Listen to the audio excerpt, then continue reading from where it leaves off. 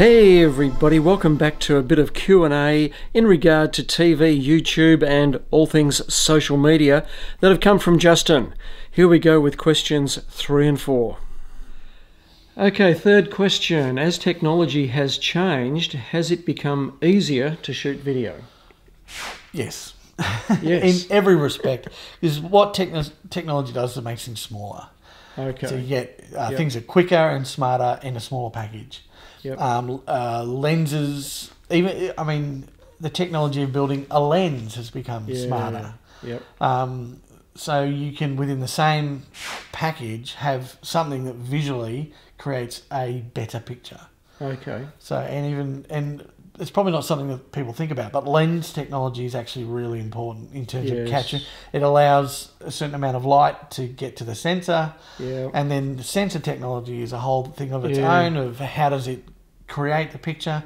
When CMOS chips first were coming out, there was all these issues because you get banding and you get when you're panning, you get weird artifacts, and that still can exist. Yes. So these are things you shoot around, but we had the same issue with film. If you're shooting through a picket fence and you're panning along, you may see banding and you may miss certain parts of it, and it looks weird. Yep. So you had to be careful. You've always had to be careful when you pan. Careful with what people are wearing, like stripy shirts. And Different. I'm not sure if in NTSC they have the same issue, but certainly for PAL they have an issue, which is created by the way the picture is made up. Right. It's kind of got as each line is drawn across the picture, it's actually drawn down.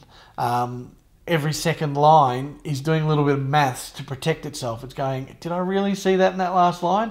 If I see it in the next line, I'll have a bit of confidence. If I don't see it, then I won't have confidence.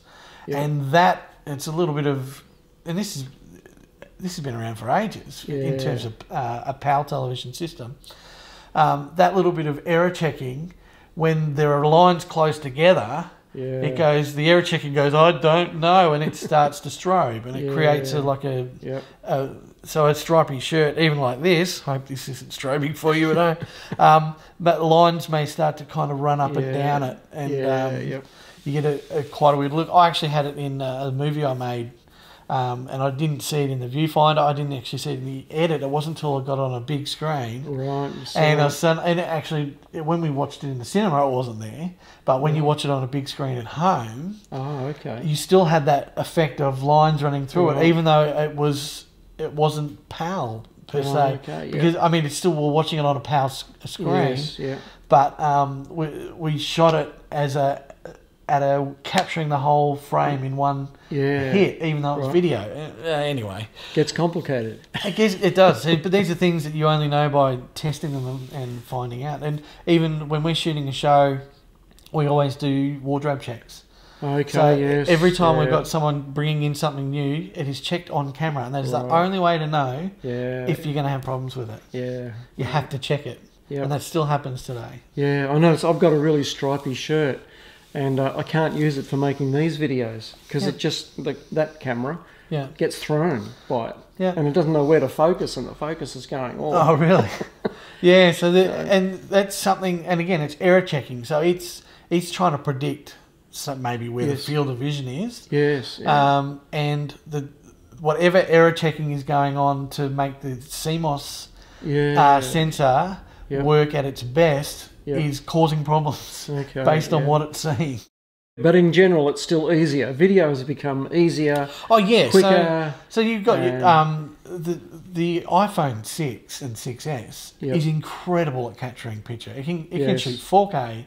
Right. It has image stabilization in the lens. Right. So that is not something that it's shooting a wider field of view and then it's scanning a certain area.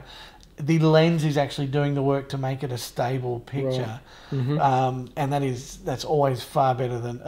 That's something I don't have in the cameras I use at work. Well, more and more we are getting image stabilization, but generally we turn it off because part of the problem with that is even if it's within the lens, swims around. Yeah, and if you're following, when we do football, if you're following someone, the camera's actually lagging behind what you're doing. Yeah. So you're now no longer in control of what movement you're creating. Yeah. It might be stable, but it might not be what you want to shoot. Yes. You know, or the framing's not quite right. You know, Yeah. and when you've been shooting for a long time, you very quickly tune into this framing's wrong, but you can't control it because the lens is actually fighting against you. So we often, unless you're on a platform that's really shaking, we will turn all that off and go without it. And then just use other methods like breathing slowly and either hardening frictions or softening them off so that you're really just gently holding the camera. You're worried about any movement that you might make with your feet. You then put all of that concentration into making a stable picture. Yeah, wow. So, and even offsetting, if you know there's a bit of movement happening, you can even just offset it with your own feel within your arms. Yes, Almost just as that movement happens, you can counteract it with your arms just to lessen it. Yeah, and you do all of those techniques that, but image stabilization, if you're particularly on more of a static frame, is fantastic. Yes. With the advent of smaller HD cameras, is it easier to get the right shots, or are they just a toy? Smaller HD cameras. I think what you get is the ability to create more interesting shots. Okay. Like, for example, the GoPros in general. The best thing about them is you strap them onto something and you get an interesting angle. Now, the angle movement, and it's why people often put them on their heads or their arms or wherever, is they want to be able to change the field of view, not just have a static shot. And that probably is the biggest problem with that kind of technology, is it doesn't have, you can't zoom with it. So the ability to create different shots means that you have to move the camera physically one way or another. I think, and the problem with that, from the beginning of movies, beginning of television creation, we get bored very quickly with the same shot. Probably like you are now. But if we were shooting this in a TV sense, you know, we would have really strong, good lighting. We would have at least 3 cameras. So we'd have your angle, my angle, and a 2-shot. So that's 3 cameras, 3 operators. And they might vary the frame. So you might have, from one angle, you might have a 2-shot there that includes both of us. But it's for when you speak, they would cut to that, but it would include me in it. Other times it would be tighter. So you vary the frame to create interest. The problem with single cameras and smaller cameras is you can't do that. So then you've got to buy a whole heap of them so you can cut it around. And then the other problem then is often they're all really wide. So you're going from wide shot to wide shot, and that is like the biggest no-no in TV. Don't go from a wide shot to a wide shot. Unless it's a very different setting. So yeah, it's how you use it.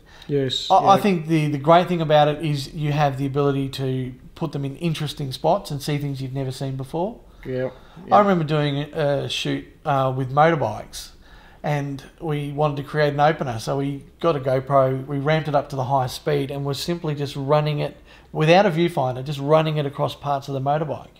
So you got all these nice slow motion shots of really tight of the chain, like running right along the chain, and then but again, there's only so many shots that's going to be useful for. You know, do I really need to see a hand grip up close? You know, it's you know. But we were able to kind of create a few different shots in slow mo that made it look interesting, and then you get into the actual content. So is the whole world going to end up using GoPros forever? No. Specific. It'll be for specific things. It'll be you know, strapping to someone's head when they're parachuting. It'll. I think that's more interesting. And even we're talking about 360 as a way forward. That field of view is going to be more interesting when you're moving. It's going to be Right. when you're Yes, yeah. surfing, when Yep. you're on a motorbike, Yep. when you're parachuting, or you. Yeah, yeah. Yeah, those are the times when that kind of Yeah. the ability to look around, Yeah. because it's constantly changing. Yep. That way, you may watch it 3 or 4 times to watch different Different parts parts of of it. it. Yeah, It's yeah. not going to be great for a conference Yeah. where your choice Just is a a stagnant stage, room. or Yeah. some guy picking his nose, another person texting their girlfriend and their wife at the same time, and now it's documented. And Well, guys, that's halfway through Justin's questions. We're going to make this a 2-video set. because I've been talking too much, so. So stay tuned for part 2 coming soon. And then part 3 and 4. Maybe.